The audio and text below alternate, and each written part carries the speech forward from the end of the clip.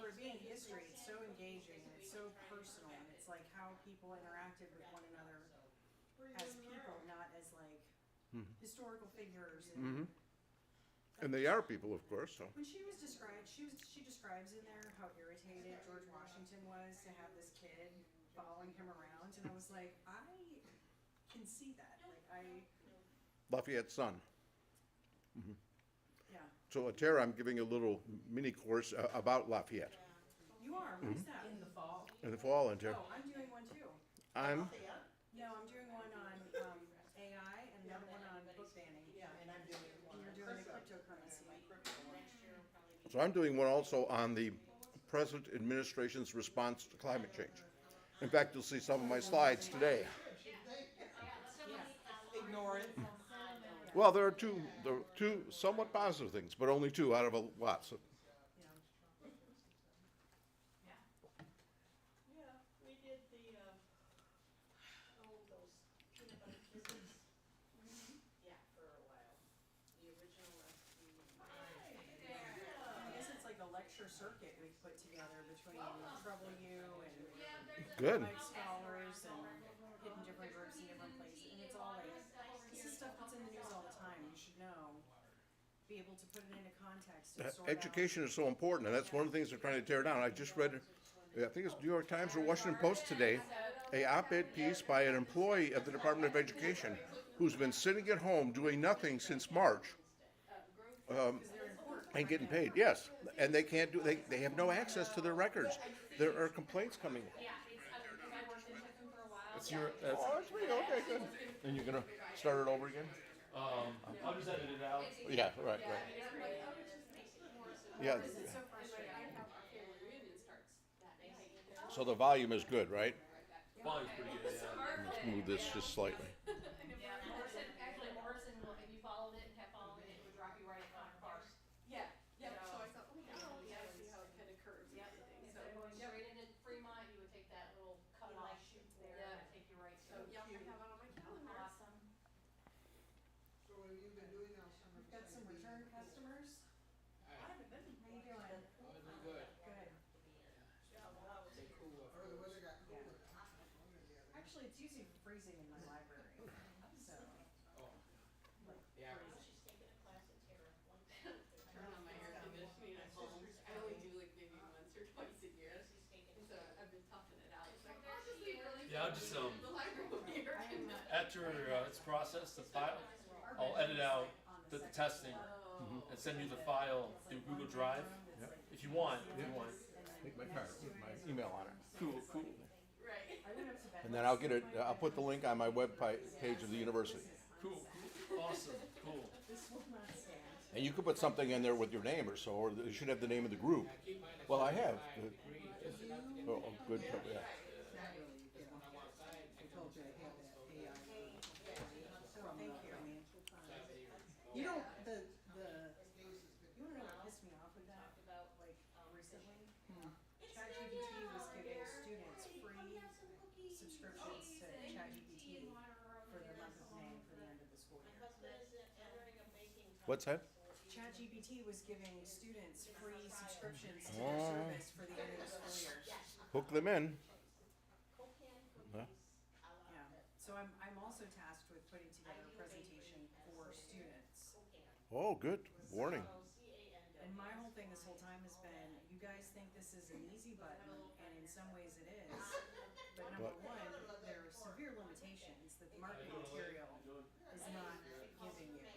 And number two, maybe you don't get caught now, but you could at your big kid job someday. And here are all of the examples of the times that doctors, lawyers, It's like whoever using. else are getting in trouble. And here's the company that fired everybody and started having AI do those processes and realized it sucked. and It's like fired using a crutch when you don't need a crutch, and then you get used to it, and that's the negative thing. Is it? But also it's wrong. It's wrong. Oh, it's clearly it's wrong. Frequently it's wrong. Well, you'll like that article. It's got lots of good. That's what I need to see, but I can't wait. Part of what I'm do with it is explain to people kind of how it works. Mine is the programming stuff. Sure. The effective. Yeah, like here's just a whole bunch of like pieces of data in a file. grab it. And let's say you've got, one of the best analogy I heard was it's like an island of drunk people with computers. And you just tell them to do something, and there are varying levels of intoxication, and that, you know, titrates your results. In a lot, like, affects the quality. And so if you've got a bad model, it's like a super drug. And it's also, you know, varying degrees of computer literacy. Sure. Varying degrees of education. And what you get is a mix of all of that.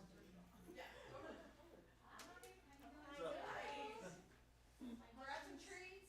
I just saw something about, Well, I had sent you that saying, you probably can't read this, but I'm printing for you. right, and I saw a reference to this. Yeah, cause Steve sent me the link. And what was your name again? Matt Ingles? Matt? Ingles, yeah. Ingles, yeah, I have a son, Matt. Oh, cool. And maybe He's my he'll tech make it consultant. He was the one who fixed my hot water heater today. Oh, nice, nice. Lives in the neighborhood. down in there, he's waiting, but if he does, we'll have to get it out. Steve, yeah. Oh, yeah, I love that. I feel like he and I would get along. Oh, yeah. Well, you're definitely kind of on the same track. without a doubt. So another familiar face back there.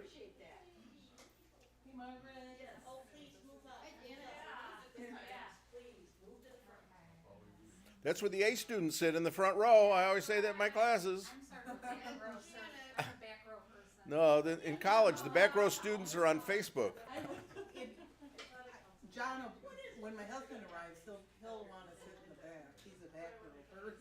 Maybe I can call on him, okay? Point him out. But I, So he was in my class too. Yeah. now that I'm up Yeah, here, and he knows a lot of stuff, as you do. I know.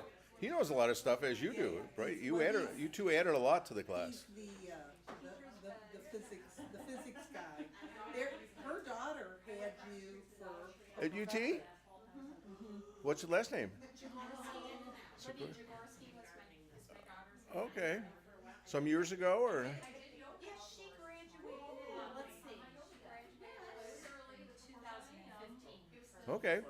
Well, I was teaching full-time until 17. Yeah, so it was near the end. And this- Was it AP chemistry, right? Oh, Yeah, what? that's No. she told me. Yeah, no, actually, it was 2016, because she graduated from med school in 2020. So it was Gen Chem that she was in my Gen Chem class? And she got into med school. Yes. Good. One of my former students who I recruited from high school to be a chem major, and then he was in my class, and then he was a tutor, and now he's at Cleveland Clinic as a resident. And in fact, I went to the ER room, and I'm okay, ER room at University of Toledo last year, and the nurse practitioner walked in and said, "Hi, Dr. Jorgensen, how you doing?" And in fact, when I had a little procedure a couple years ago, the anesthesiologist couldn't find my veins, so the nurse couldn't. Anesthesiologist came in and put it in here, and as he's getting up, he said, "I had you in chemistry class." I got 49 total, just finished 49 years of teaching. Not all at UT, but mostly at UT. Yeah, nice. So she's in med school now? No, she's in practice. She's a pediatrician in Tiffin. Oh, wonderful. Well, say hello for me, okay? Yeah, She please. would have been here tonight, but she's on call. I have a niece. I have 3 brothers and a sister. One of my brother's daughter is an ER doc in Wisconsin. She likes the ER because instead of treating the regular patients who you try to get them to quit smoking and exercise and stuff, they call it treat them and street them.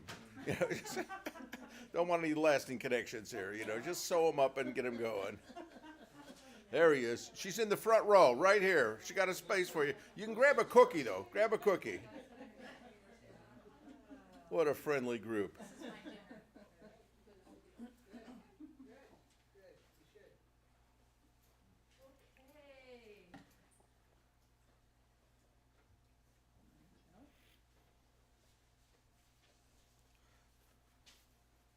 We'll get started.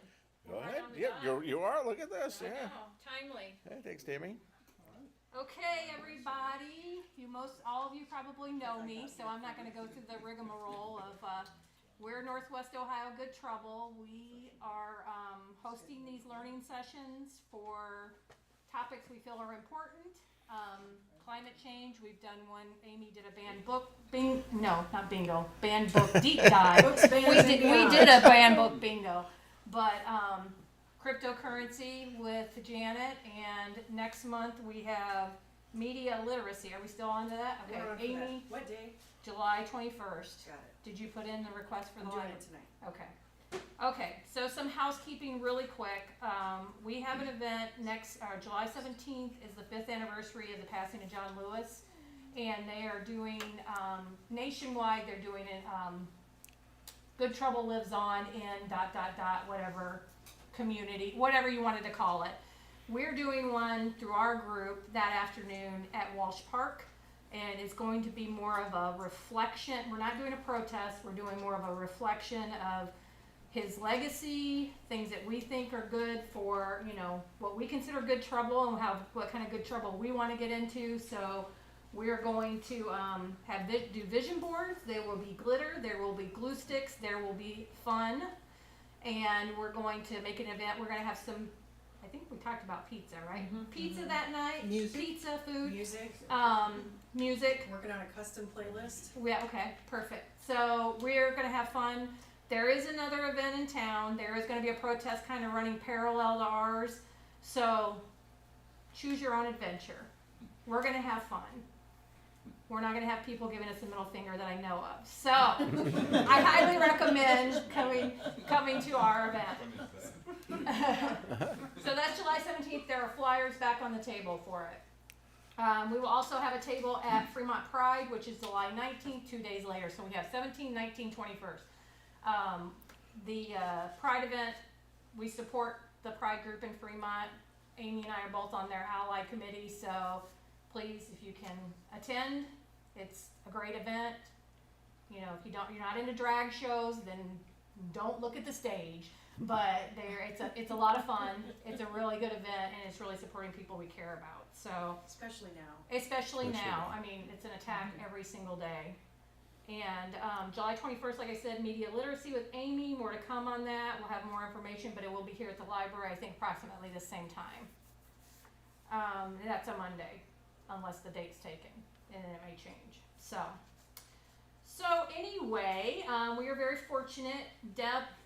Deb Johnson recommended, and Janet recommended reaching out to Dr. Andy. Jorgensen, Andy, Andy, he wants Andy. So to speak on climate change. It's 93 degrees outside right now. So how perfect is the timing? For 99 in New York today. 99 in New York. So obviously we're all sweating and miserable, and this has been going on 4 days, and tomorrow too. tomorrow too. Okay, so it's up and No, a down, little up and cooler down. tomorrow. A little cooler tomorrow. Yeah, a break. We might get down low 90s. So anyway, we're very fortunate to have him come and speak. When I reached out, he said yes. So I'm glad we have a good crowd here. Take it away. Take it away. Round of applause. Thank you. Very happy to be here. Happy to see familiar faces. And by the way, I have my cards on the table here. Please come and take one. Because at the end, I'm going to ask you to invite me to some other group to speak to, or if you want the slides. So essentially all the science slides have the reference on the bottom where I got the information from, a federal site or a news article, and so you can check it out. And I'm happy to send you the entire slides either as a PDF or as slides if you want to use it for something else. I'm all about education. So as I was telling some people, I just finished my 49th year of a college professor. I'm an environmental chemist. I've taught that class at an advanced level, but mostly taught introductory chemistry, including to your daughter, there for over many years, mostly at UT. So happy to be here today. I of course know the reference to Mr. Lewis, Representative Lewis. What a fine fellow in our history. Does anyone remember the series Eyes on the Prize? I have all the videotapes of that one. It was just, and the book by Carlos, what is his name? No, Taylor Branch wrote one of the books about Dr. King, and I've read one of the first ones. No, it's one who actually, well, okay, he's not on TV right now, but what an era. I am just shocked to think in my lifetime there were different faucets for different people, different drinking fountains. That's just outrageous.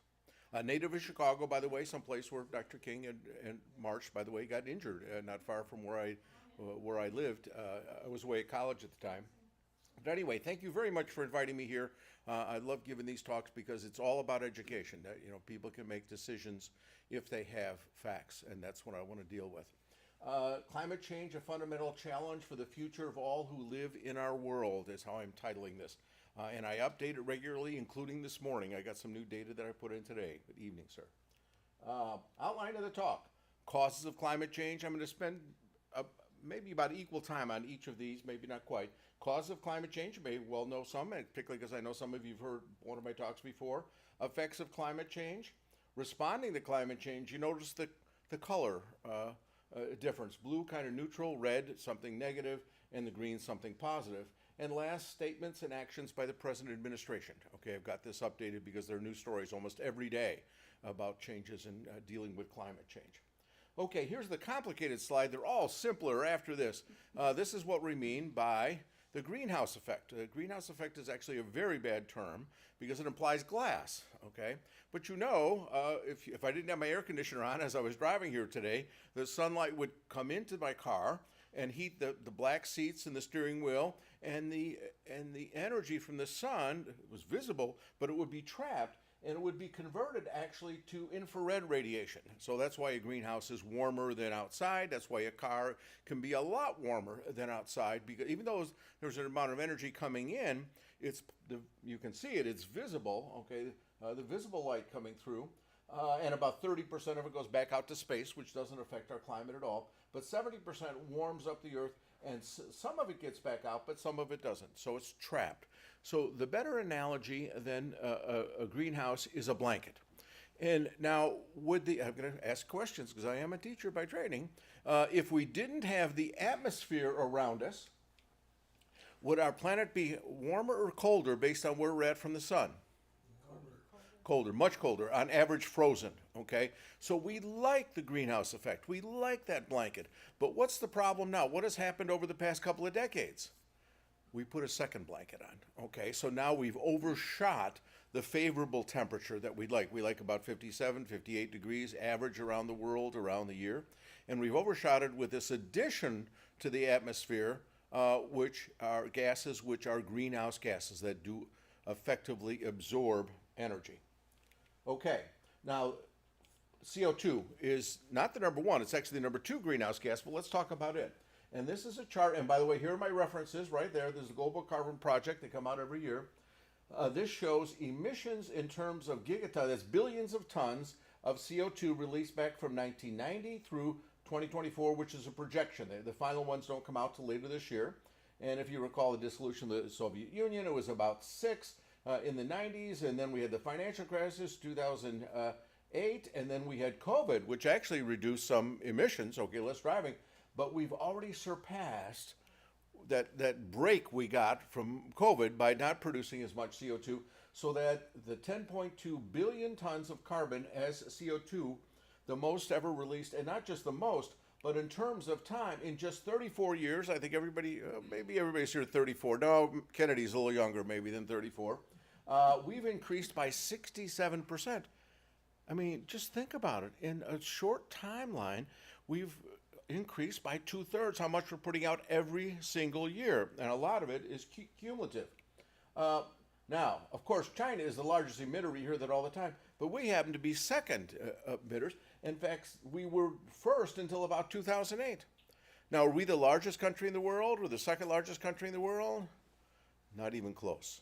So a better way to characterize the source of this CO2 is not total, but per person, per capita. Exactly. So where do you think the United States is in this? Well, first look at here. We got India, which is actually larger in population than the United States. We have European Union, which is larger. It's like 500 million people. Russia's relatively small, and Japan medium size. But if we do it per person, we get this chart. And we see, though the world average is this, China is here, Russia's here, they do a lot of oil and coal, okay? And this is 2023. That's the last year we have for all these countries. European Union, Japan, India, and there's the United States, okay? So we are by far the largest emitter per person. Now you might ask why Europe is so much less per person, because it is another modern country. Comparing it to China is not maybe a good comparison, or India. They're much more basic in their economy. Well, I've actually lived in Europe. We were talking about that earlier. How is Europe and the United States different such that the United States emissions per person is so much greater? You know, it looks like it's over twice as much per person we have. Transportation, yes. Other things though. Nuclear. France has nuclear, but we have a decent amount of nuclear, about 20%. They don't have Wyoming. They don't have Montana. You know, we have a lot of open spaces, and it's related to transportation, a lot of open spaces in which people to get around produce a lot of carbon dioxide, okay? But public transportation is critical. My wife and I took the train to Washington just a couple weeks ago. You can go through Toledo every day, and you get there in about 12 hours, because our grandkids are the other side of Washington, D.C., but we don't have that much, particularly trains. We decided to invest in and airplanes, which are really inefficient, okay? You know, in France right now, if you are going to a place that is a flight that's less than 2 hours, they don't run the flight. You've got to go by car or by train, okay? Because the planes are just so inefficient in terms of kilometers for emissions per kilometer. So Construction is also a big energy, so like concrete. Concrete is a really big one. They take a calcium compound with CO3 carbonate, and they drive off the CO2, and it takes heat to do that. They burn stuff, including tires and other things. Yes, cement is I don't know the percentage, but it's a significant percentage. Yes. By the way, the largest greenhouse gas is not CO2, but methane's number 3 actually. Water is the largest, H2O.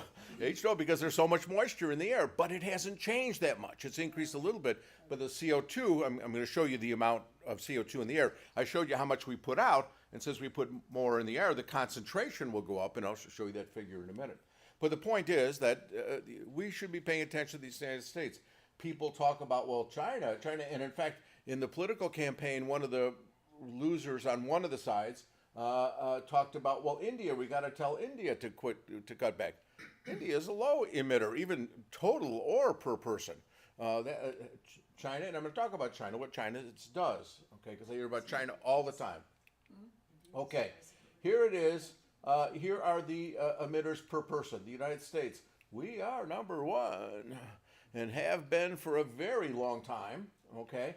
You'll notice, though, that there's some significant improvements. We have gotten things more efficient. There are things, you know, our TVs are more efficient, and our cars are more efficient. And my first car probably only got 10 miles per gallon in the 60s. So we have gotten better. Russia, this big dip, it wasn't a real big dip. This was the breakup of the Soviet Union, okay? So it was Soviet Union before that, and then it was Russia. So that's why it looks like a big dip. And India's coming up, but still, you know, it's got as many more people in any place in the world. And China is down here. So we really have to think about it. In fact, if we go historically, since the Industrial Revolution, the United States, we are the largest emitter of CO2 over time. In fact, even though we're less than 5% of the population of the world, if you go outside and you grab a sample of air, 1 out of every 4 CO2 molecules any place on the earth came from the United States. We've produced 1/4 of it. So again, a serious responsibility on our backs. Well, actually, George Bush's people, including Schultz and I can't think of the other name, I don't have the slide with me here, they proposed a carbon tax. And a carbon tax I think it makes a lot of sense. And everybody would pay a carbon tax, but you'd get on everything you use that is energy, but you'd get a rebate each year, and you could actually make money if you use less when you use choices. I mean, that's how we tax cigarettes, we tax alcohol, right? This is the way we control social behavior, and we could do it and this was a Republican position of George Bush and George Shultz and some of the other people in that administration.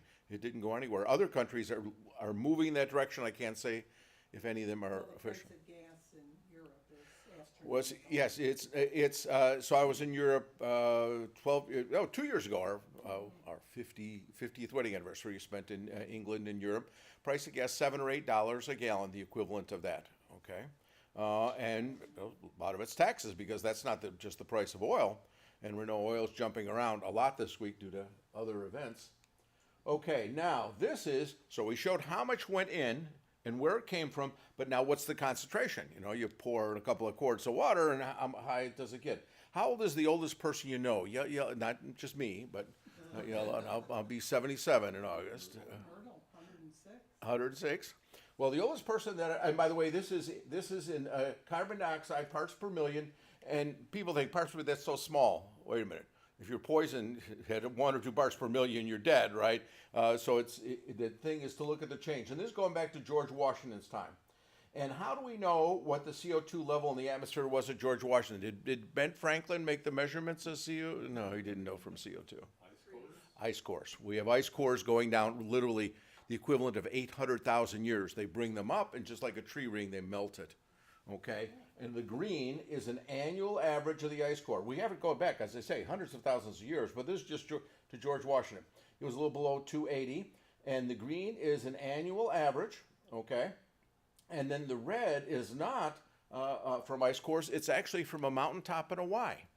This is the famous Keeling curve, okay? Dr. Keeling went to the top of this mountain and grabbed samples of air and accurately measured how much CO2. He has since died.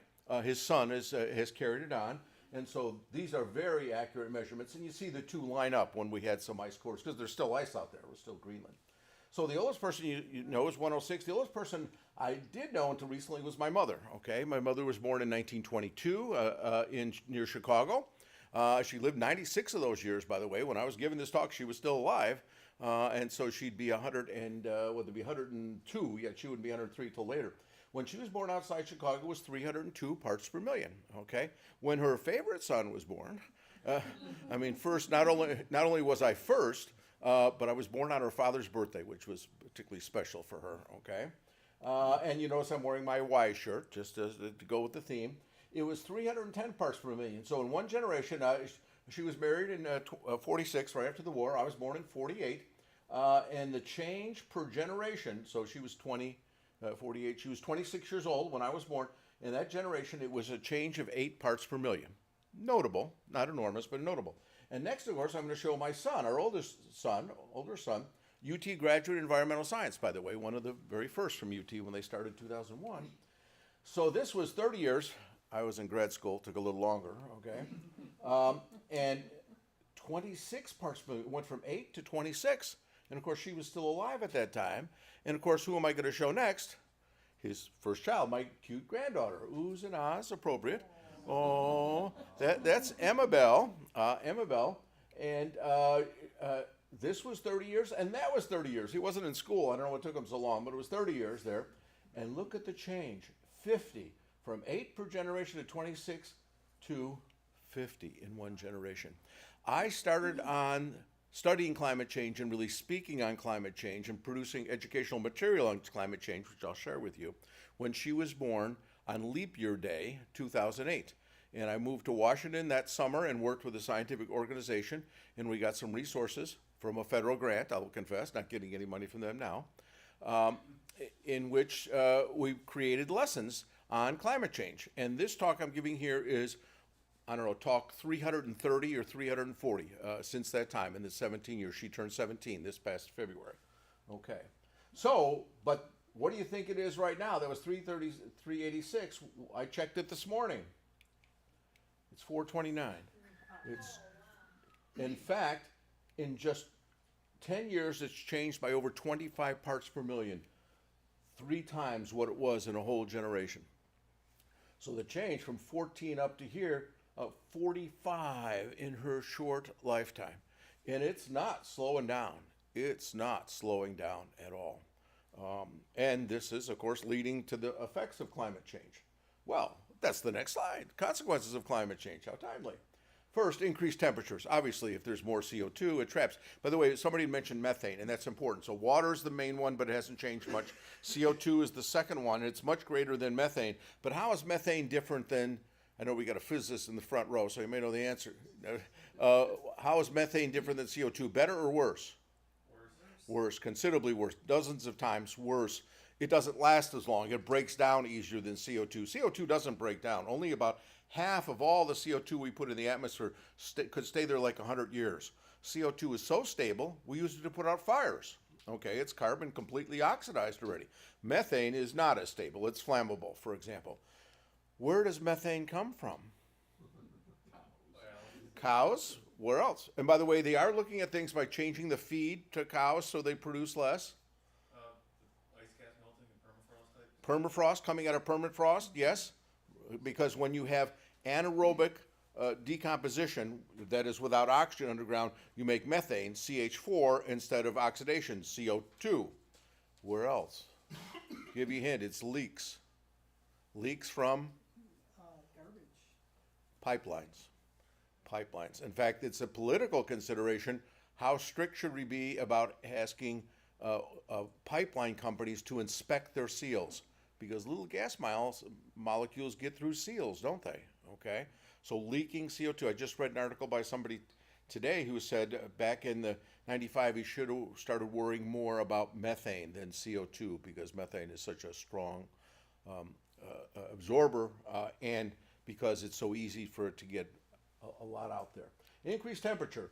Large areas of drought. Why do we have drought with what happens to the earth when it gets warmer? Water evaporates, okay? But as it gets warmer, the atmosphere holds more moisture, okay? Did you know last fall, 2024, 87% of the United States was in drought conditions. It affects food, okay? And in fact, last fall was an article in the Blade that farmers in this area, in the Toledo area, were able to get federal subsidies because of the reduced productivity. Whether that would happen again, I don't know. We'll have drought again. The question is whether they get subsidies or not. But even in this area, which is so important for growing crops, would get a subsidy because reduced production because of less moisture in the soil. Increased forest fires. I'll talk about that a bit because it's so dry. Now, the start of the forest fires could be lightning, could be electrical lines, all sorts of things, but it's because things are so dry, and I'll have some images there for you. Stronger hurricanes because hurricanes are driven by warm water, pumping the energy up, okay? And in fact, the two things we're seeing in terms of hurricanes, the numbers are not changing all that much. This looks to be not a very good year. By the way, the first one was named today, I think, the first one in our area. There was already one off Mexico, but there's one in the Caribbean, just named, I think it's today, starting with the letter A. Hurricanes, the way they're changing is they're more quickly getting from stage 1 or 2 to 3 or 4. Okay, sometime overnight they go from 1 to 4. The other thing is they're moving more slowly. And what does that do for you? More damage, more rain. Okay, and that's been true in the big hurricanes we had last fall. Okay. Another one, carbon dioxide in water is carbonic acid. It's seltzer water, soda. It makes it more acidic. All right, and lots and lots of people depend upon the ocean for living things, to live off living things, fish and the like. And it's getting more acidic, easily measured. We're measuring it. Now, this is from September. I always got the dates and I got the reference on the bottom. Last summer, this day in July, was the warmest temperature in the world, not just the United States, in the world since 1880 when we've been starting to measure temperatures around the world. So this is not the warmest historically. There's geological reasons. The Earth has moved differently around the sun. People say it's been warmer before. There weren't 8 billion humans when it was this warm, okay? So, warmest day was last July. We'll talk more. Las Vegas actually got to 120 degrees Fahrenheit, the warmest ever there, okay? And now, something could be, if you can go from 80 to 100, you really feel 80 to 100. But 100 to 120, wow, you feel that. I was there last week and it was 112. 112, yes, yes. And Arizona, Phoenix sometimes goes 100 days of over 100 degrees.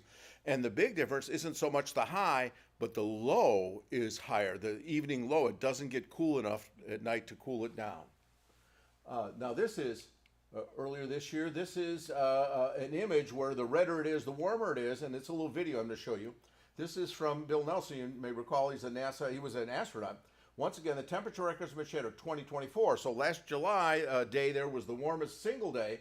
2024 was the warmest year since we began measuring temperature directly, 1880. Between record-breaking temperatures and wildfires currently threatening our centers and workforce in California, it has been never more important to understand our changing planet. I'm going to show you a little video, time-lapse here, to give a physical sense of that.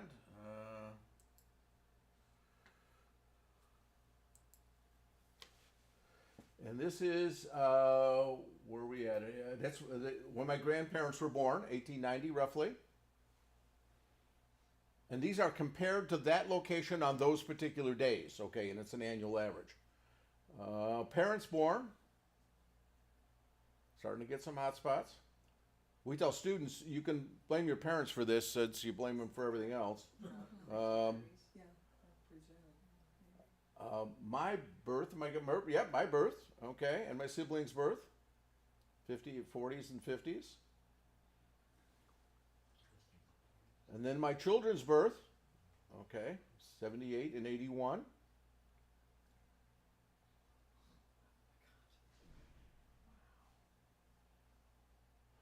My first grandchild, my second grandchild, and now last year. And this is real data. This is people measuring temperatures, okay? This is not theoretical stuff. This is people measuring temperatures.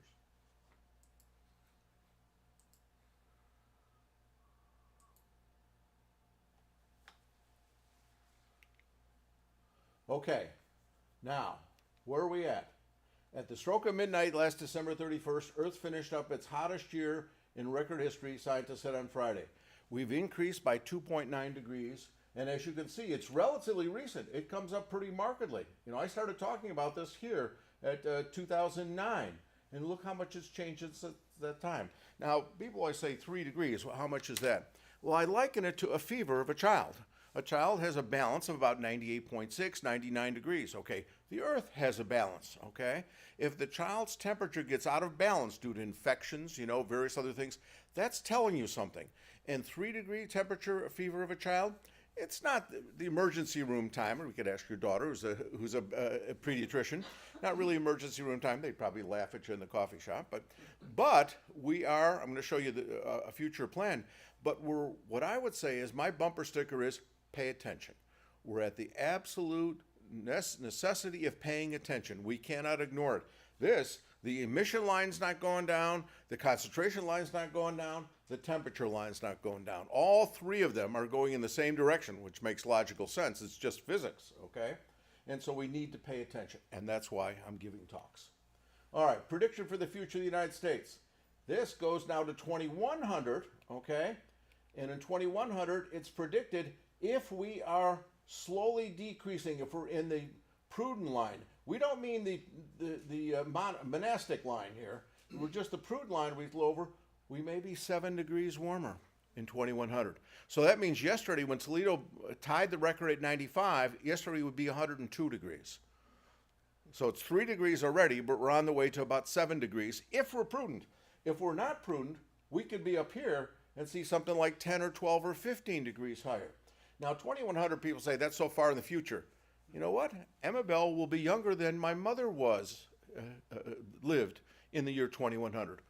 Her and her other high school classmates, she's a junior, just finished her junior year of high school, many of them could be alive in 2100, okay?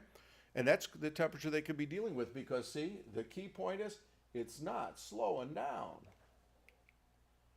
Will we reduce our emissions? Will we get to the prudent line? And only have it a 7-degree increase. And of course, Arizona may be 110 instead of 103.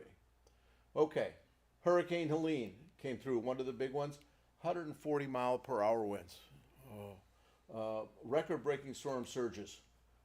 Just total destruction in some areas. Oops.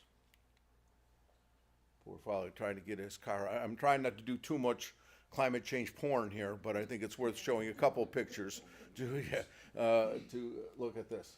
Look, you heard of Pacific Palisades? There it was. Here it is now. And just hours to destroy. Okay, it became more famous because some famous people had their homes there, but still, it's, you know, these are gone. Nobody's living there anymore. Okay. Now, news from April of this year. 84% of the world's coral reefs hit by worst bleaching event on record. Most intense event ever. It was the 4th time there's been a big global bleaching since '98. The previous high was 14 to 17, but rebroke that record too. Okay, and again, not just coral, but fish and other things. Now, this is from 2023 because it only comes out a few, yes, huh? What causes the bleaching? Acid. Acid. Oh, because of It's because of the CO2. You know, some people, I've given a talk at Terra about people want to do geoengineering, like put balloons in the atmosphere or put dust particles in the atmosphere. I have a whole talk on that. It's a kind of depressing one. But if you're still putting the CO2 in the air, you're making it more acidic. So you put more CO2 in your soda, it gets more acidic. CO2 is acidic. And that's what it's from, the increased I acid. didn't put it together. Thank you. Yes, yes. Well, that's why we're talking about it. Yeah.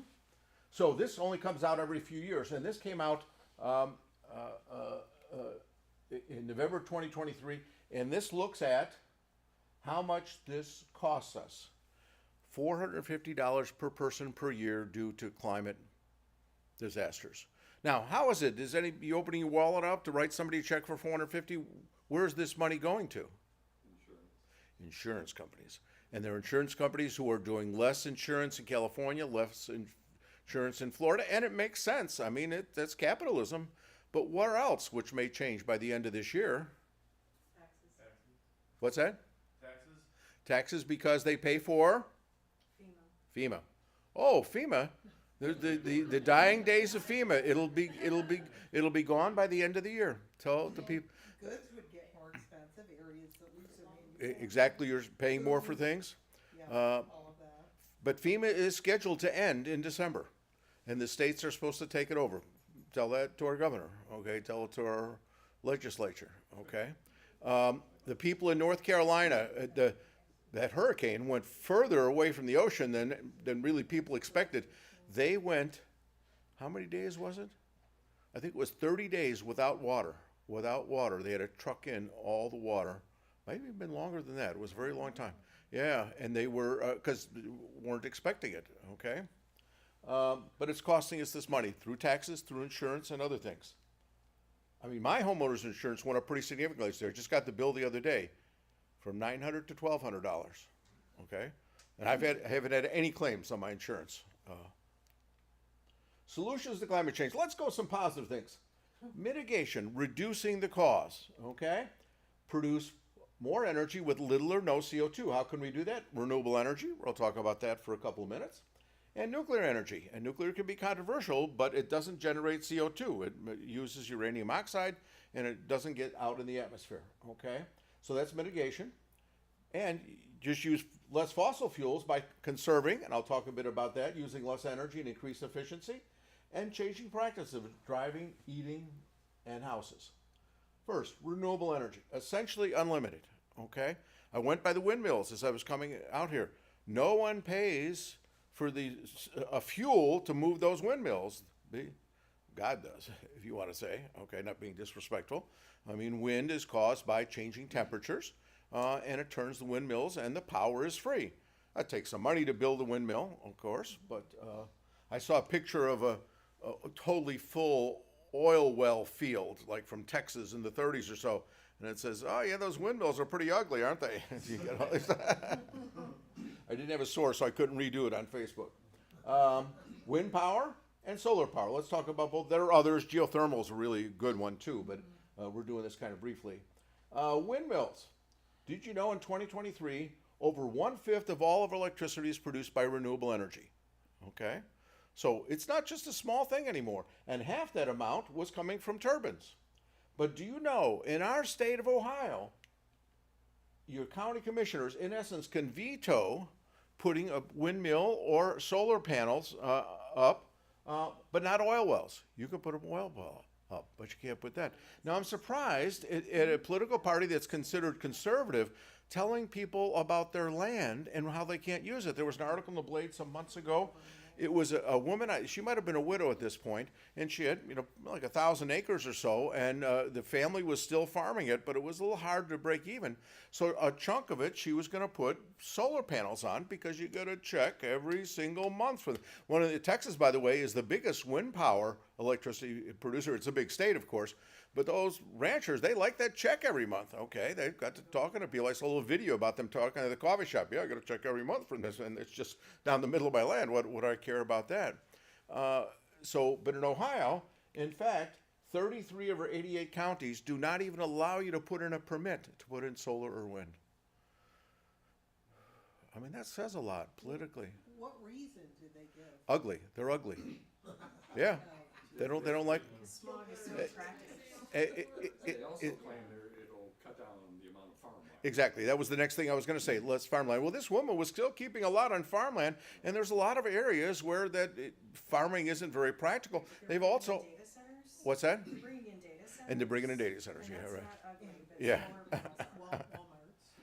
Well, that's the other thing you can ask them about. What about big box? We won't say a particular company, but big box parking lots. Or what about all these storage devices? I just drove by a place in Sylvania where they're building another storage place. By the way, your kids are going to throw all that stuff away. Okay, you realize that? Okay, I got 2 kids, and I got some family records. I got birth certificate of my grandfather and stuff. My brother says, "Hey, they're going to throw it all away. Don't worry about it." The dishes are worthless. Yes. Back in my intern days when I was working for Clean Fuels Ohio, one of the arguments we would get against this is that you're just raising the smokestack. So instead of having the oil wells or oil fields, by putting in solar, you have to manufacture the panels. Or by having electric vehicles, you have to manufacture the electric or the batteries. And so instead of having the smokestack right at your face, you're just raising the smokestack. So why even build them? Okay, that's a very good answer. I published a paper with a guy from Bluffton, Dr. Dan Berger, and we looked at 700 vehicles, okay? And we looked at CO2 emissions per mile per pound, because of course the bigger vehicles, and I just went by a used car lot, every vehicle was large. And if you look at vehicles per mile per pound, the amount of CO2 produced by the electricity to charge them, like Ohio, still use a lot of fossil fuels, but it varies a lot state by state, okay? And we looked at 700 cars and 10, and if you send me an email, I'll send you a copy of the paper, okay? And if we have a minute, I could find a slide and show you here. It depends upon the state. Yes, it takes a while to get the resources in an electric vehicle. It takes a while to get the resources to put in a solar panel. But maybe it takes a year or 2 or 3. But all of them last a lot longer than a year or 2 or 3. What state is best in terms of renewable energy that is the lowest amount of CO2 per mile per pound? Oh, California. California has strict rules about miles per gallon, et cetera, okay, and a lot of renewable. What's the second best state? This may surprise you. I just had to look it up recently. Not a state, but DC. What's that? DC, they also have a lot of restrictions too, but not a state. New York. What does New York get a lot of their renewable energy from? Hydroelectrics. Hydroelectrics, dams, because dams are considered renewable because it's the rain, it's the warmth. So California best, New York second. I think Ohio was 10th out of 10th. It's been a little while since I've seen that paper. But even in Ohio, if you had compared to a regular car, you're better off with an electric vehicle. Better off with an electric vehicle. And thanks for raising the point. You're all invited to ask questions and comments, please. Yes? You can farm in solar fields. That was another comment I was going to make. They've seen goats and grazing between them, and they're raising. They're just putting them a little further apart. I've seen pictures of that. We've got sheep at Terra. Sheep at Terra? Oh, yeah, sheep at Terra. Oh, cool. Got some sheep to eat the grass in. Yeah. But there's a lot of land that's not worth using, farmland, okay? And we produce a lot of food, and that's all good stuff. But, well, so it's disappointing. I guess that's the best word. Disappointing, aggravating, that you can't even apply for a permit in almost half the counties in Ohio right now. I just saw that statistic a few days ago. Okay, solar is simple in one sense. You take a photon, all light is in units of photons, it hits an electron and it pushes the electron. What's a moving electron? Electricity, okay? Electricity. And so it's direct. Now, the solar panel is a lot more complicated than a wind turbine. Okay, wind turbine is often fiberglass, and I've heard them say, well, the fiberglass isn't renewable. Right, but it's up there 20 or 30 years. There's a lot of stuff that's not renewable, and some of it they are using some of it. Fiberglass is not really easy to recycle. So this is easy once you got it together to produce. What is the largest solar panel manufacturer in the entire Western Hemisphere?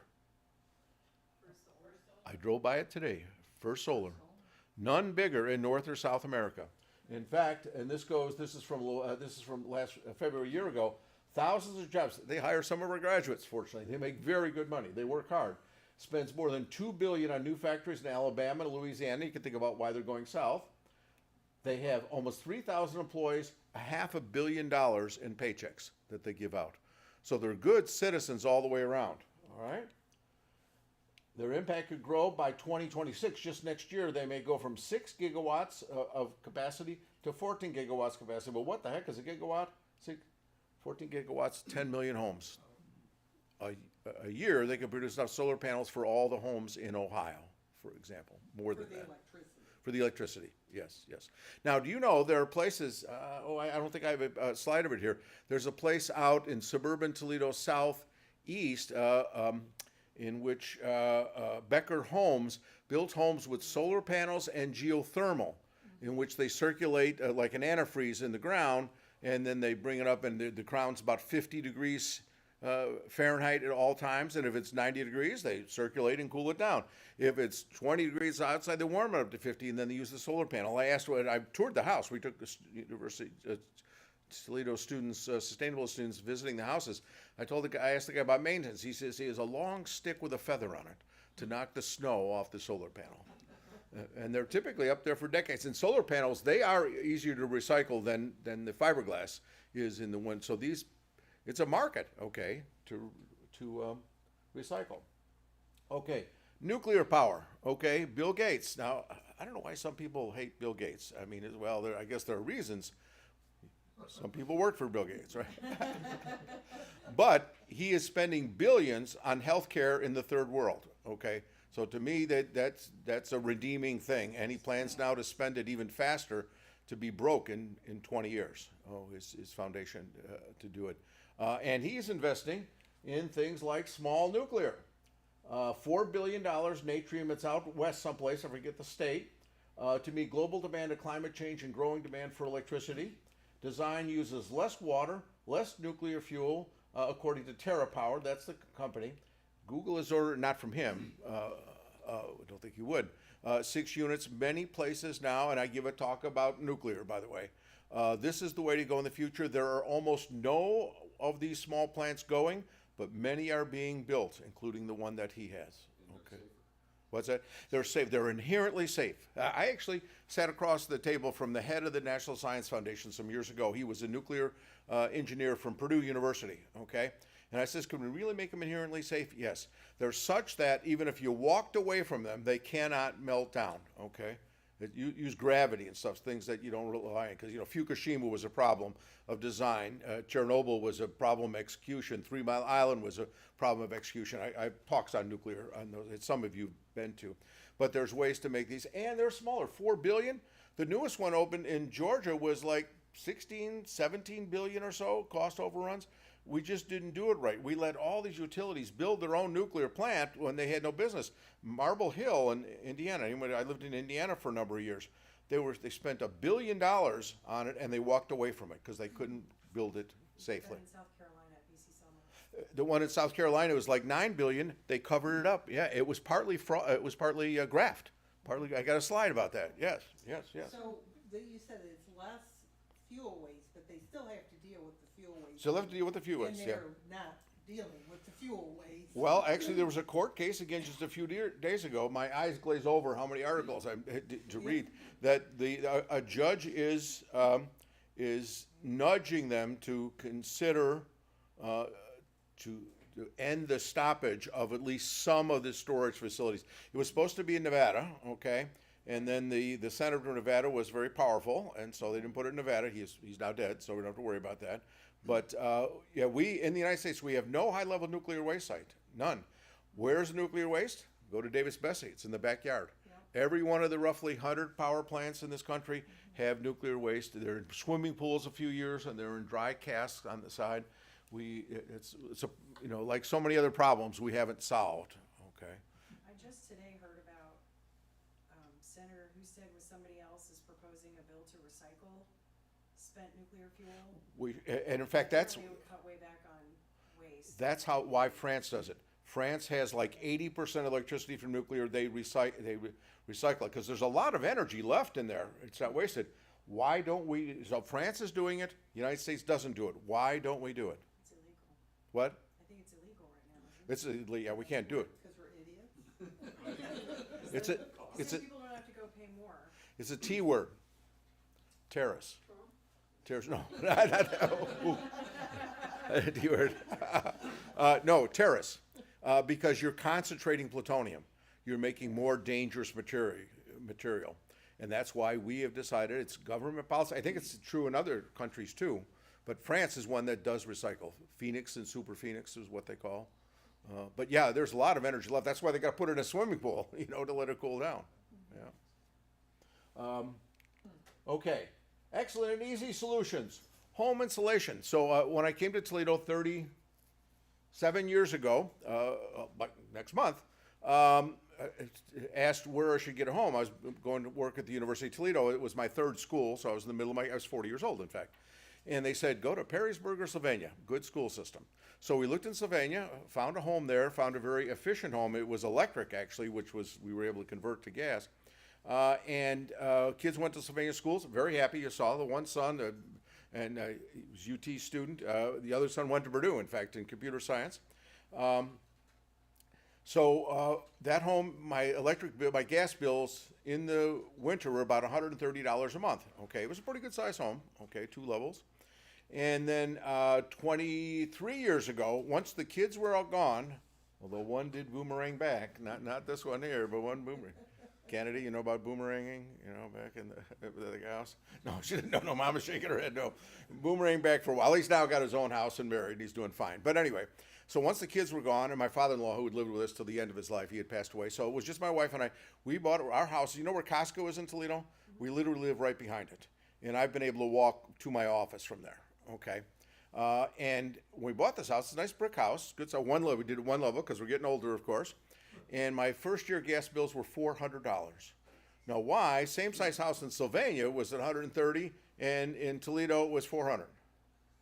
It's an I word. Insulation. They drilled in the wall, and I won't say there's nothing in there. There was air in there, but no insulation. Zero insulation. Only like 2 inches of insulation at the top. And the gas company will, for $50, they'll send somebody out and they'll put a frame on the door and they'll check all the stuff. And they said, you need to spend several $1,000s to fix this. Spent like $4,000. It's been 17 years, and my gas bills got down to about $130. Okay, insulation makes a tremendous difference. They blew in. They did 200 holes, and they patched them of cellulose. Foam is a possibility too. Pros and cons. Okay, but we did cellulose, and they put a lot of insulation up there. We have a crawl space. There was some insulation down there.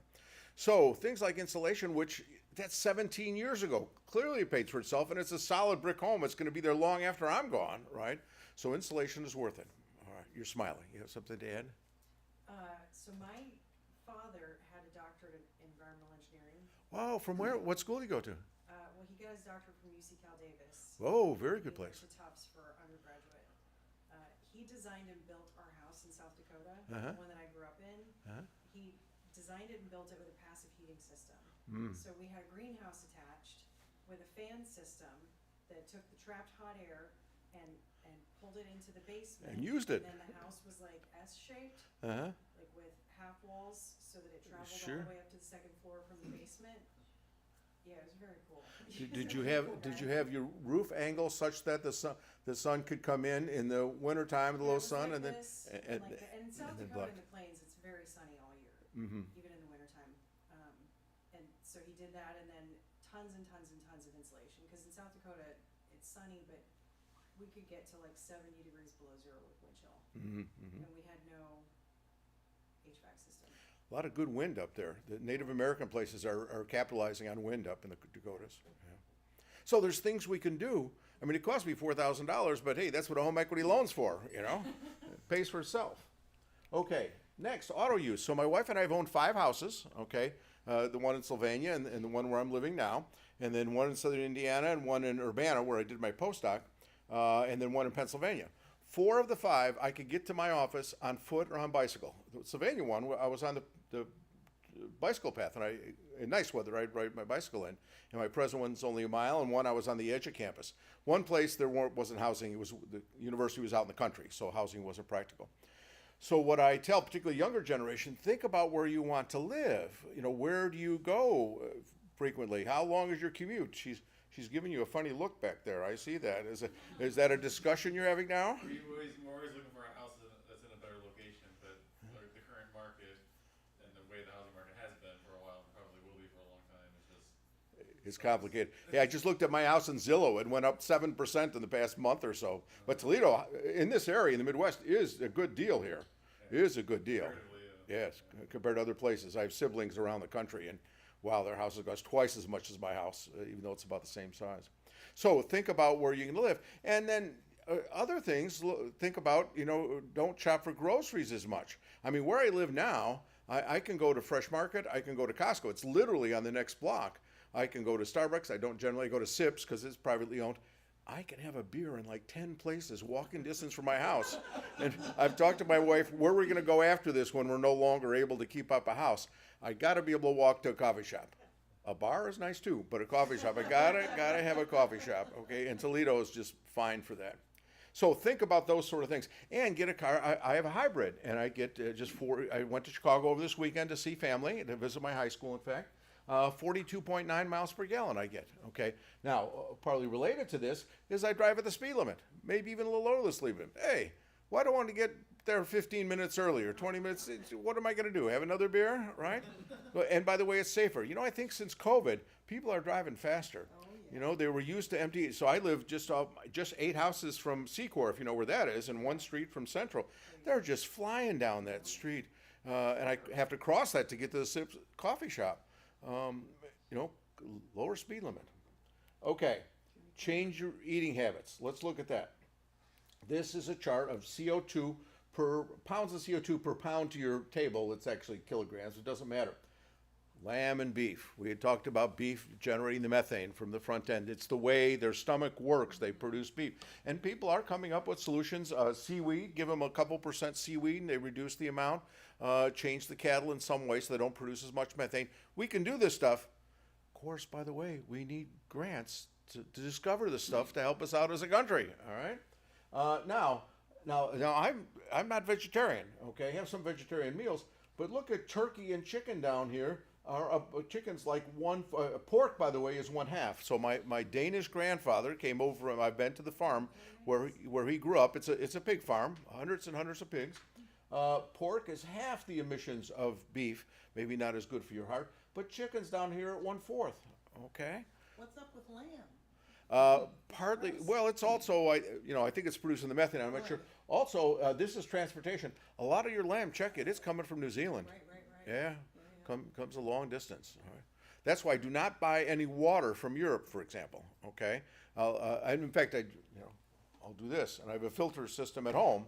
And some of the water in this country just comes out of a faucet in some place in Pennsylvania. Something springs in Pennsylvania. The regulations for tap water are stricter than the regulations for bottled water in America. Okay. So anyway, there are things we can do. In fact, most important is to not waste food. When I started college in 1966, yes, I am that old. We had the trays, and you just loaded it up. I grew up quite poor. My mother, by the way, became a widow at 37 when my dad died, and she raised us 5 kids. So getting all-you-can-eat food, boy, that was a thing. Okay, we took advantage of that. And when I first got to UT in 1988, they had trays. Now, no trays. Because if you get a tray, you take too much food. You can go back in the all-you-can-eat dorm cafeterias if you want a salad or a piece of cake or something like that, but don't waste.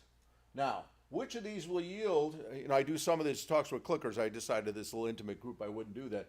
Which of these will reduce your carbon emissions most? Driving 10% less, eating 10% less, or reduce your meat from high to low? Yeah, a lot more. Wow. Meat. And that's something you can do tomorrow. Something you can do tomorrow. You don't have to spend anything on insulation. It's probably better for your heart to eat less meat too. Okay. How much do you have to reduce it by? When you go from high, what's high, That's a good question.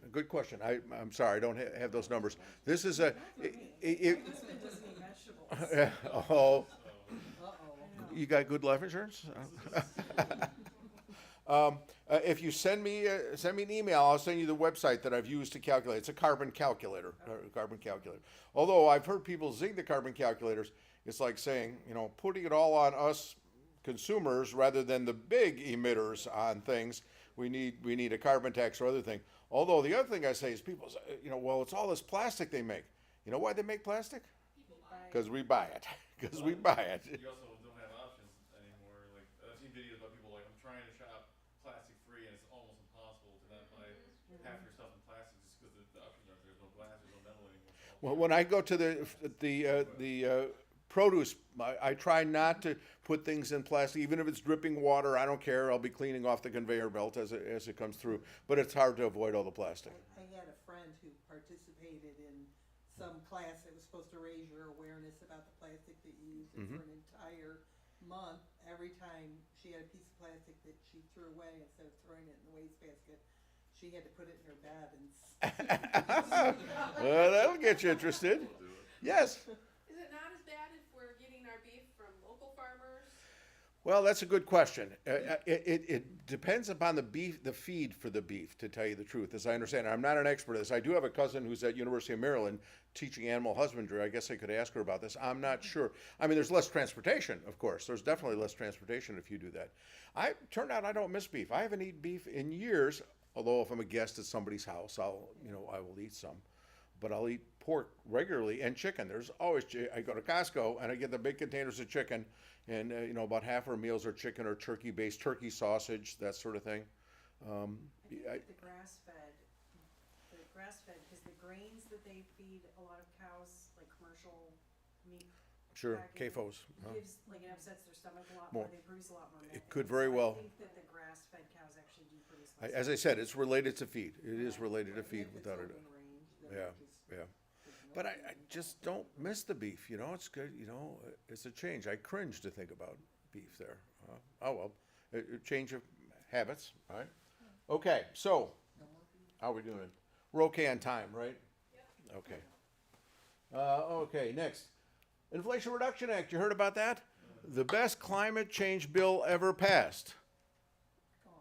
Well, so 9,000, I have a brother, so I'm the oldest of 5, the second one. He moved out to near Reno, Nevada, and got a new house, costs a lot more than my house, and solar panels, and they drive 2 Teslas. Of course, they got to be careful where they park it these days, unfortunately. Yeah. And they got the solar panel put on right away. His bill is in the teens, per month, and as I say, he's charging 2 Teslas. But he and his wife do work from home. I think you could probably get by with only 1 Tesla, but anyway. $9,000 to save. Almost 1 billion solar panels, 120,000 windmills, grid batteries. See, we need the batteries too, because the solar is during the day, although at this time of year, you can get a lot of energy from the sun. And the wind is more at night. Did you realize the wind is more at night, so they're complementary, but you need batteries in between. And they have batteries as big as semis, to balance this out. There's interesting ways to store this energy too. That bill alone would cut 20% of our entire United States emissions by 2030, just in 5 years. But of course, this week the Senate is debating killing a lot of it. Is it worth writing, tell me this, is it worth writing to our senators? I mean, Yes. is it? It depends on who your senator is. It isn't Well- going to make any difference with Bernie Moreno. Yeah. Whostead, maybe. Yeah. I like it being on the record that I just. Like it be, yeah, I should. I just took a survey about something that said, would you, write to them? I rarely write. I wrote to, where I was in Toledo, it is Marcy most of the time. But for a while, it was, who's the other one near the Toledo area? Who's your representative here? Is it Jim Jordan here? No, it was, but It's Marcy now from here, okay. We did have Jim. Yeah, there was another one. He's the son. What's that? Latta. Latta, forget it. Latta, forget it. Okay, well let me move on. How China came to dominate the world in renewable energy. People blame China, and by the way, this is just from March of this year. They've need green technology. It eclipses every other country when it comes to installation of wind and solar power. Look at this. This is China in solar, and this is China in in wind, and this is the United States down here in the EU here. So China is doing a lot. I think, I remember 1989, it was the anniversary, this just recently, Tiananmen Square. I think China's worried about the political things in their country. I heard the suggestion, if you're speaking to an audience that has any young Chinese people in it, ask if they remember when they got their first refrigerator. Well, I gave earlier version of a climate talk to graduate students in our chemistry department, and there was a young Chinese lady there, so she's probably in her 20s. Do you remember getting your first refrigerator? Yes, she remembers getting her first refrigerator. So they weren't using much power for a long time. But I think, in the internet, they see how the world lives. I think the demand of people in China is going to be such to lead to economic disruption. All right? And so they are investing in these things. And here, electric vehicles. That's China. Okay? And they're building better electric vehicles, large, fast charging times. In some places, we even have it in this country where you don't have to wait for it to charge, you just change the battery. Okay? Good stuff we can do. In 2020, over 1 million batteries. Last year, 40% of all cars sold in the world's largest auto market were electric. They're eating our lunch on these things. They're developing stuff.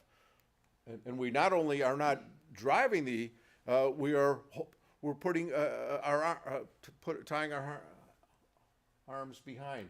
Okay, these are all recent since January 20th. Got us out of the Paris Accord on the first day of the administration. By the way, the year I was in Washington was 2008, 2009. I say right after my granddaughter was born and worked on this. I was at the Obama inauguration. And just with the 1.8 million people, I counted them all. Okay, we were there.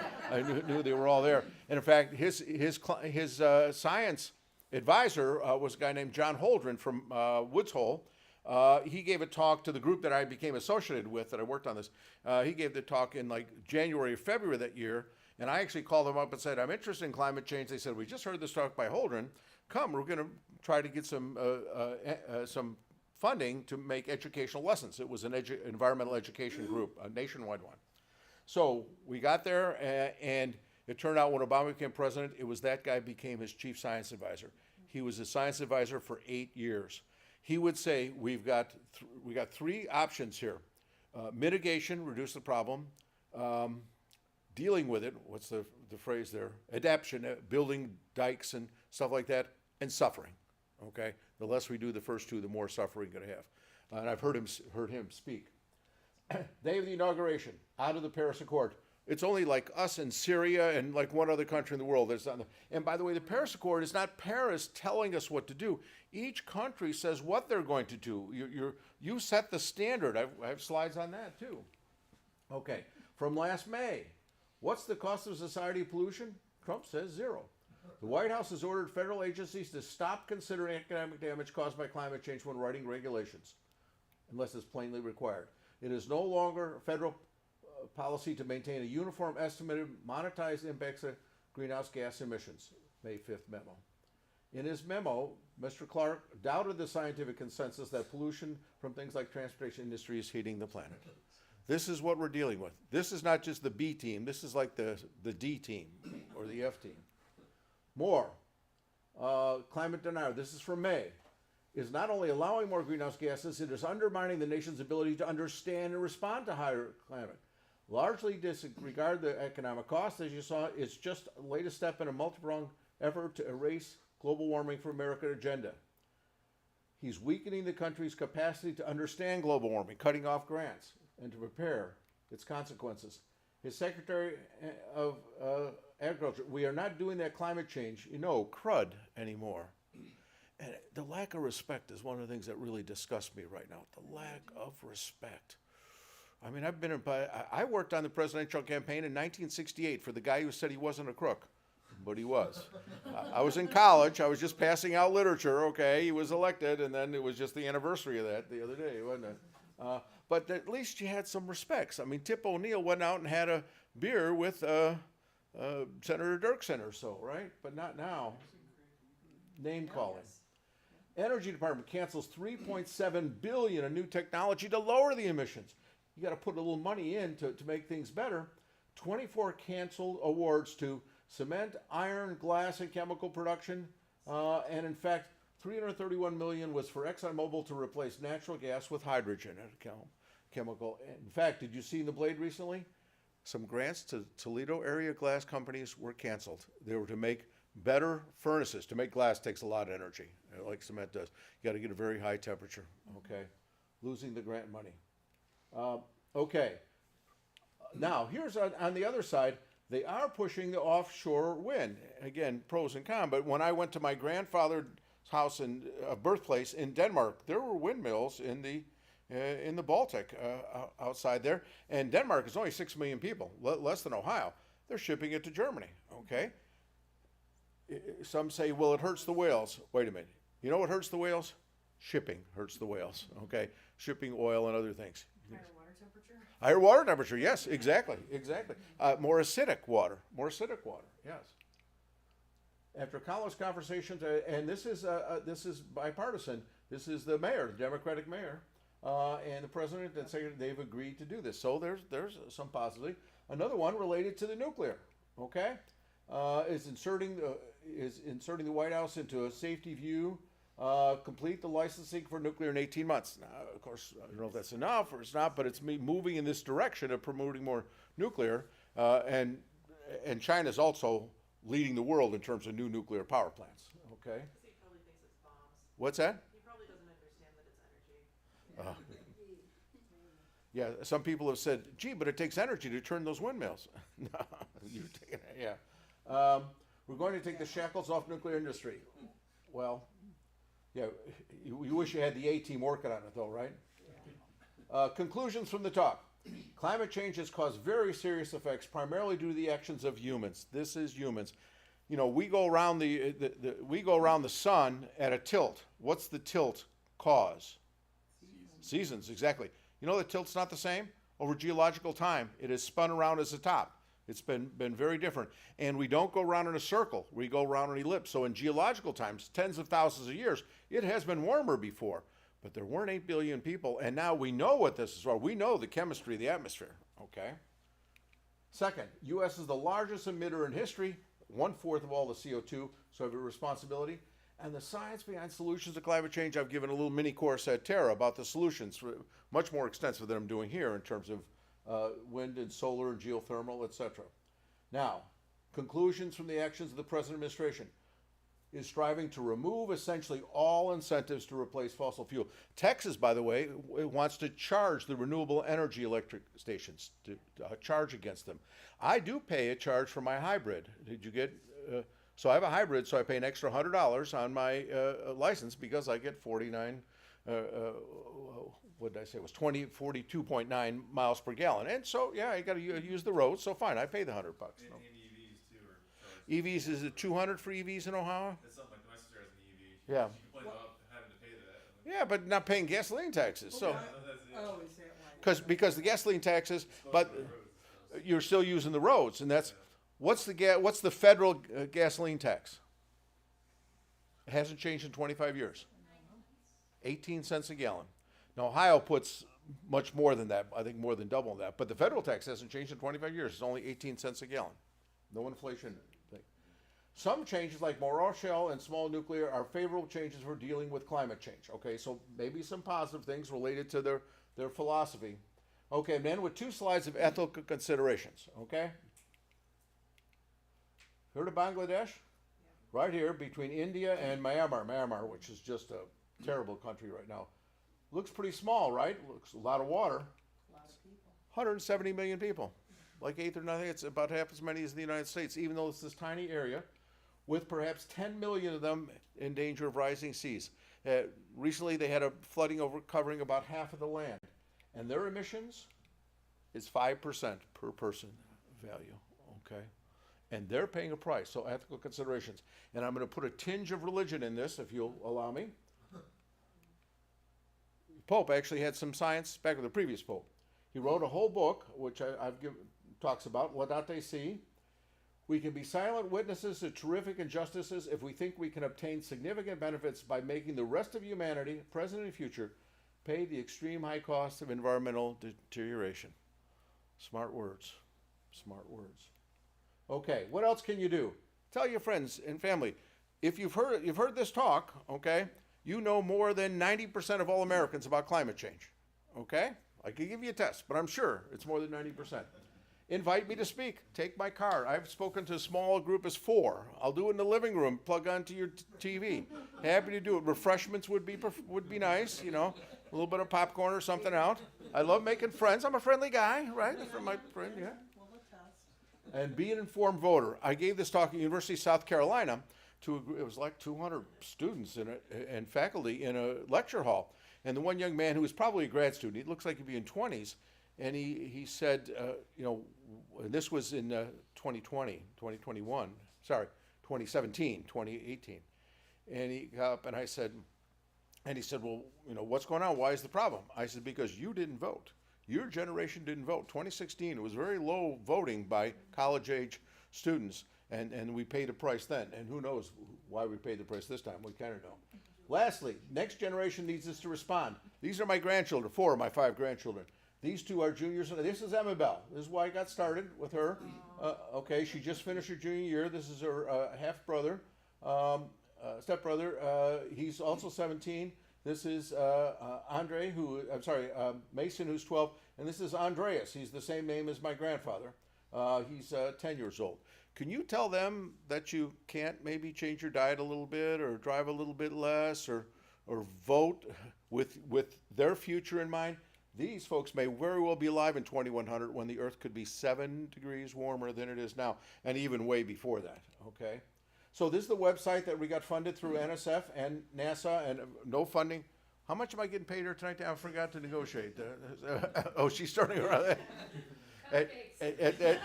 At Terra, it's for my 2 hours. They pay $25 per hour. So if I do 4 hours of classes, you get $100. Thank you.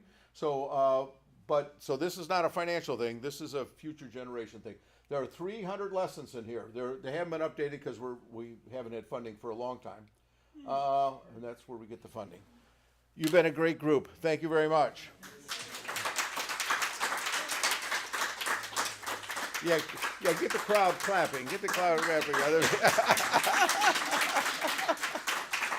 Okay, comments, questions, anything? Yes, So Tanner? I mean, my sense is like we've just basically stopped talking about climate change. I mean, it's not in the paper, you know, other things have taken over. Well, the ones I've given you, they've all been in the paper. Yeah, Fair yeah. enough. But is it like, what's going on in the rest of the world? I mean, are they? They're dealing with it. Yeah, they're dealing with it because Obviously China. China, in terms of alternate energy, for sure, including nuclear, but other countries too. Because, by the way, you save money. You save money when you do the prudent things. It takes an investment, but we invested nuclear power years ago, and it's paid off in terms of producing electricity. But just like the insulation of my house, I spent $4,000, but I've saved probably many times that already. So, but the rest of the world is still particularly transportation. Somebody mentioned transportation. You'd mentioned Vienna. We went to Germany for a semester to do some teaching, professor exchange, and we took the train from northern Germany down to Vienna, in one day. Okay, you're down there. All these things.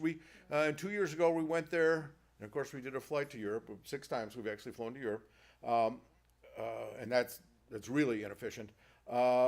Went to London, and then we took the Channel train to Brussels, and then we took the train from Paris over to Switzerland, and then took a Rhine River cruise. I give a talk about that too. The train was going 196 miles per hour, and in Japan you can go higher than that.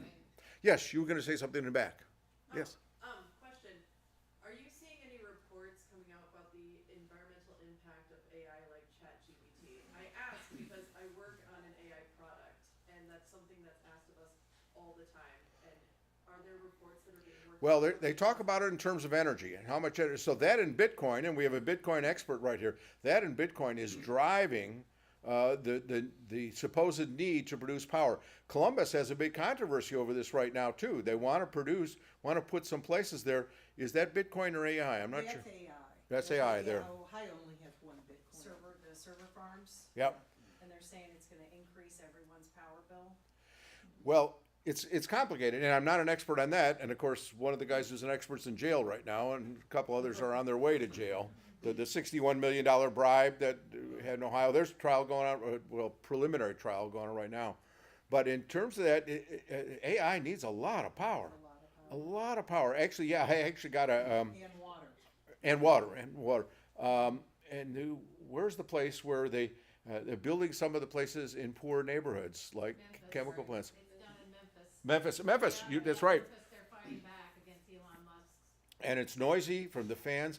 Some place in Texas is fighting it, and they'd like to go to, Bunch in Texas. what's that? They're putting up A bunch of Texas just pulling them in, and they're trying to move to, Government is cool with it. They subsidize it in a huge way. well, in Columbus, it has to do with who's gonna pay for building the plant. Now, the company does pay for the electricity they use, but I think generally at a lower rate, okay? Sure, because you're a large user of those things, Well, so, the way it works with Bitcoin, they agree to not use the energy when the state needs it back. For- And even if the state never asks for it back, they still pay them a huge amount of money every year just to be on that list. yeah. And then they can sell the energy back to the state at, the current cost, not the cheap cost that they paid. It's all, there's like a million ways. They have lobbyists, and that's with the $61 million. You know what I'm talking about. And of course, one of the fellows committed suicide. What's that? First energy. First Energy, yeah. And there's something going on about it right now, about the company didn't pay attention to all these checks that were written, and they went to bribes. But it's also not just AI. It is, like you said, the data centers. Like the largest data center in Ohio is owned by Kroger. And so just the storage things. And you were gonna add, yes. Just to store things. Oh, I was going in a different direction on a different question, but I didn't wanna interrupt it. But AI, by the way, I think maybe it was on my LinkedIn, I got an offer of a job to work on AI, to proof AI products in chemistry, to see if it was accurate or not. Do it from the comfort of your home. What's that? Was it from CAS? I don't know who it was from. I used to work there too. What's the name of the place? It used to be Chemical Abstracts. Oh, see, yeah, I know a chemical abstract. I've read them since I was in college. Yes.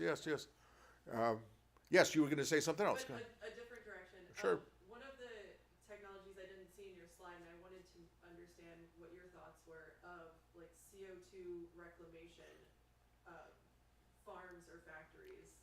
I have a talk about that too. Yeah. Carbon sequestration. It ain't worth it.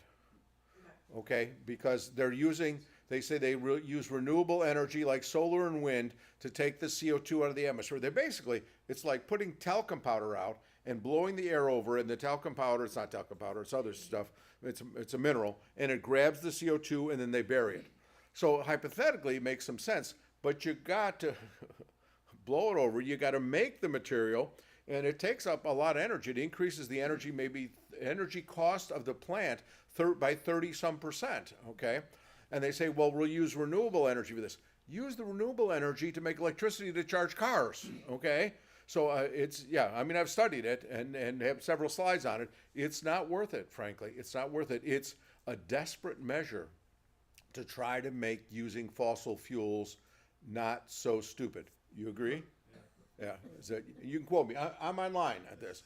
By the way, maybe you shouldn't tell the governor that I'm doing this. But wait, I don't work for the university. I have a title, and I have an office still because I wasn't replaced. But if you're a faculty member in Ohio, you're restricted as to what you can say about climate change, immigration, a few other things. Only if you want to keep getting paid. Yeah. Well, in fact, no, I won't talk about that. There's a record of this being made, so I won't talk about that. It was a terrible thing, but it was actually somebody suggested, well, then teach the other side. There is no other side. There's another side to what to do about it. Sure, more nuclear, more renewable. There's lots of things we can talk about. There's pros and cons. Carbon sequestration, pros and cons to it. But the science, the fact that humans have caused this increase, there's no question about that. There were questions in the past. There's no questions about it now. Other questions You are mentioned comes. earlier that people say, oh, it used to be warmer, thousands of years ago, and it's like, yeah, the planet will survive the humans, but the humans won't survive what we do to ourselves. Here's my phrase. The earth will shake off us parasites. Yeah, we're a virus. Just like the Matrix said, humans are like a virus. Spreading over the planet, consuming all resources, and then move to a new area to consume all resources. Yeah, we are. There's a one Earth unit of energy and resources. We're consuming like 2 Earth of resources a year. and it can't go on. Yes. In any of your talks, do you touch on like the AMOC, the ocean, like AMOC class of like the ocean? The circulation Yeah. collapse? I was actually on a call with some folks doing that. So you know why Europe, so we've lived in Paris, we lived in northern Germany, and they're parallel to like Canada someplace. Right. But they're not cold because, what's it called? Temperate. Why? The current, the ocean current, The Gulf Stream. The Gulf Stream, okay? The question is, and maybe that's what you're getting to, if we change the climate enough, what if the Gulf Stream stops circulating the water there? And it may not be just due to temperature. It may be due to melting ice diluting the salt, because the salt concentration is a driver of one of the drivers of current. Isn't that interesting? Yeah. So maybe not even in my grandchildren's lifetime. So the answer is not likely, although that was an answer from several years ago. I don't know if they still say that or not, but it's a good question. Hey, we need to study these things like we need to study diseases and vaccines and stuff, rather than putting our head in the sand. Answer your question? Yeah. This isn't a question, but you didn't talk about migration and political upheaval caused by migration. Yes. What's the summary I heard? We think we have immigrant problem now. People are not going to be stopped. They're not going to be able to live in a place where it gets to 140 degrees. Okay, they'll just move. You won't be able to slow them down. I mean, they can't live. They can't live. Now it's gangs and stuff. But when it's temperature, actually, I heard a talk from a University of Michigan professor. It was actually when I was in Washington, and somebody asked, "Is the military thinking about this?" And this professor from Michigan said, "Yeah, they're hiring me to do it," or she said something like that. Places like Norfolk, my son, by the way, lives on the East Coast with the grandchildren, a little bit north of Norfolk. Norfolk is on the ocean. It's a big shipping place for military. We've toured, actually, my father-in-law, bless him, he was in the Navy in World War II. He was landing in Normandy. And we were able to take him through the battleships in Norfolk and the harbor there. And they're having to build the naval stations higher up due to sea level change. Sea level change isn't great so far, but it's tripled its speed. So the military is very concerned. Here's one thing. In fact, there's one of my colleagues in the physics astronomy department, Randy Ellingston, who I just ran into in the Costco parking lot. He's just been appointed as a distinguished university professor. He's gotten millions from the military to work on solar cells, for like communication and the like. I also heard from somebody else. What one significant source of injury in wars is people transporting fuels, trucks of diesel fuel into war zones. Okay, that's a very dangerous job. Okay, but what if at your site where you have your troops, they have solar cells, and you don't need to bring in truckloads of diesel every day to power it? So yeah, the Department of Defense is concerned about this. Whether they are under the present administration, who knows? But this is like 16, 17 years ago I heard this talk, and the Department of Defense is worried about climate change. Every chairman of the Joint Chiefs of Staff or Chief of Naval Operations since I enlisted in 1997 has talked about climate change being a national defense.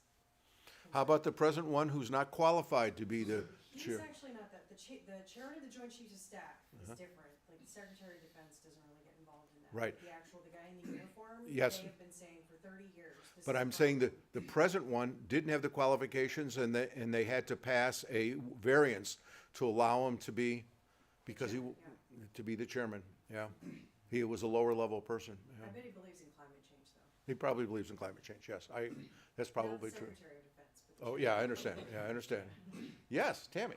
My daughter is a scientist with NOAA Oh, now. wow.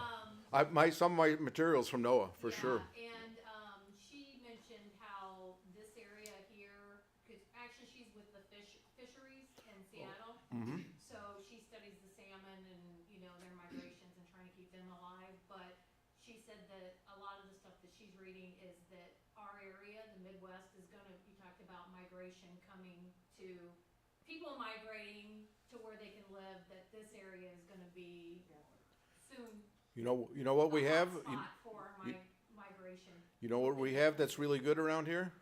the Great Lakes. Water. Water. And the Southwest is unhappy because we're not selling it to them. Yeah. Um, So hang on to your houses. I think it was my first day in Washington on the sabbatical, I met the head of NOAA. Okay. Yeah, very smart person. Well, they lost probably, I'm gonna say 70% of their people.